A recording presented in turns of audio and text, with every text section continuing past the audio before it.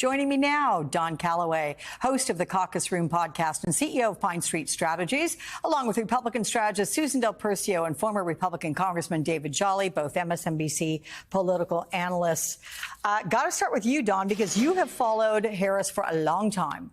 What is it about her that has stirred up so much energy?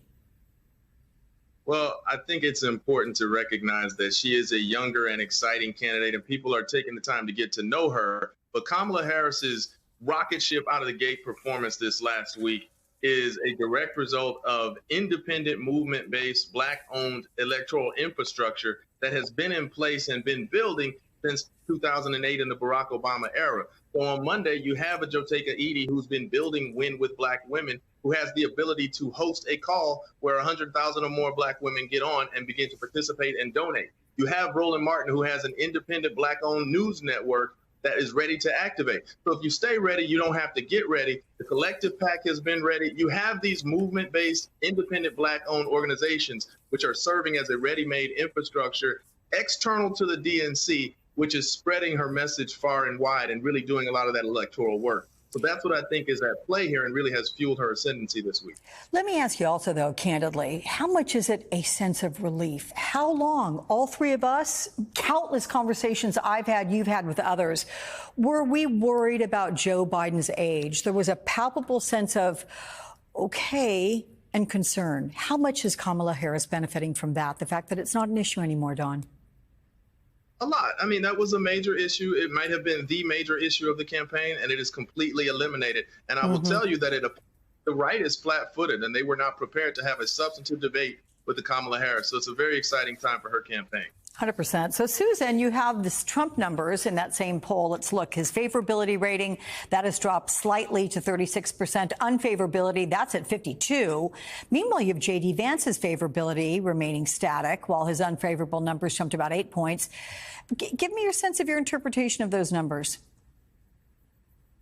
For Donald Trump, his numbers are pretty steady. They have been for, frankly, the last 8 years. Once he came into office, and since then, he's never cracked 50% in a favorability. And so he has his floor and ceiling are set. When it comes to J.D. Vance, people don't know him. We know him. We could talk about him. But even with his speech at the convention, the American public is just getting to know him. And really what's going to hurt him is they're getting to know him off of a really stupid comment about single women and cats. No, please.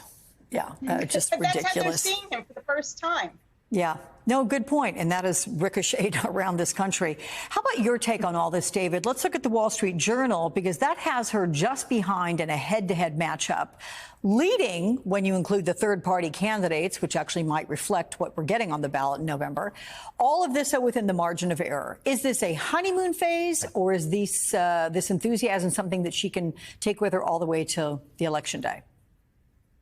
Yeah, I think it's both. And if you look at this dispassionately, what I would suggest is enthusiasm is back among Democrats. That is measurable by both how they respond to polls as well as giving the $200 million in 1 week. Wow. Enthusiasm, intensity, all of that is back for Democrats. Now, what does that mean where we sit today? It's an even up race because it's back to levels that Republicans are as well. The polls are all margin of errors. I think margin of error polls now.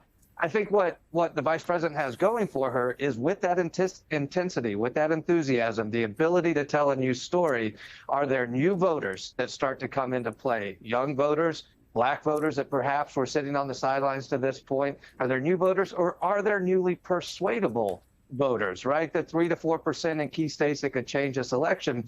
And the pro and the con for the vice president with those newly persuadable. I know this sounds crazy, but nobody knows her.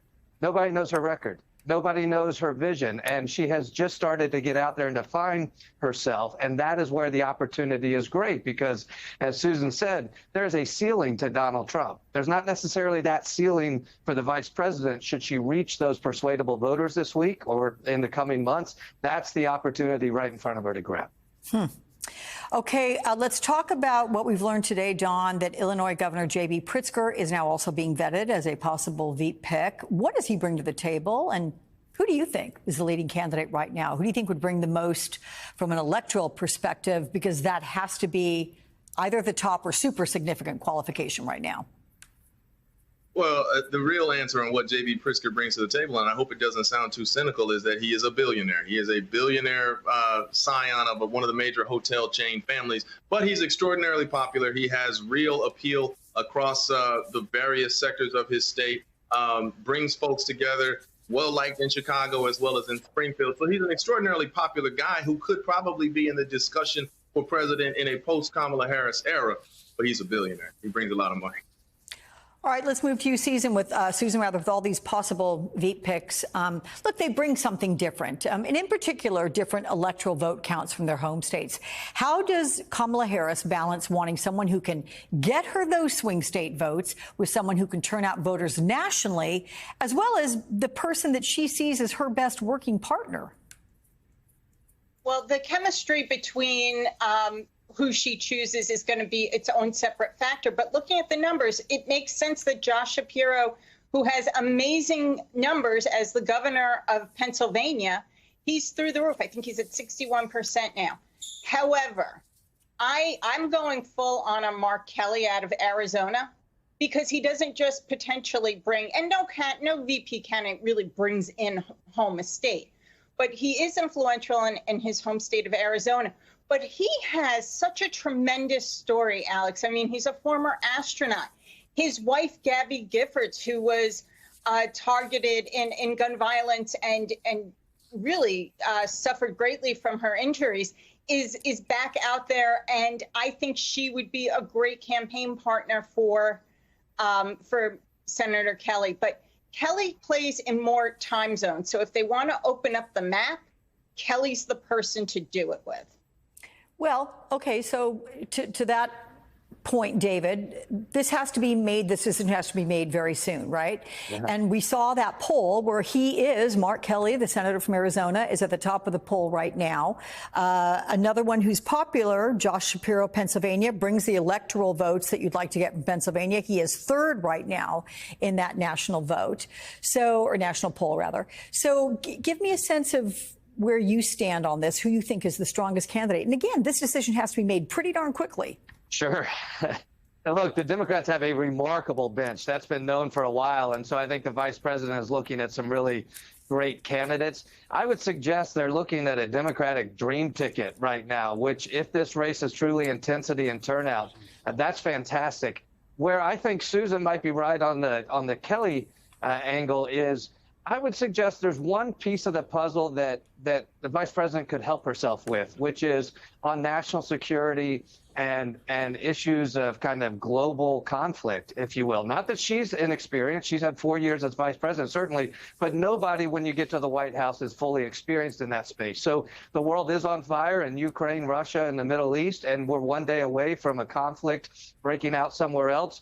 Could you add to the coalition she currently brings by bringing some national security chops to the ticket in addition to what the vice president already has? That's where I'm a little surprised we haven't seen more talk about Admiral McRaven or James Stavridis or somebody that is a down-the-line Democrat, a true Democrat. I'm not suggesting reaching across the aisle, but reach for a Democrat with strong national security credentials. All of a sudden, that Biden coalition, that white working class national security kind of hawkish group, that demographic, might find themselves part of a Harris coalition, and the game is over.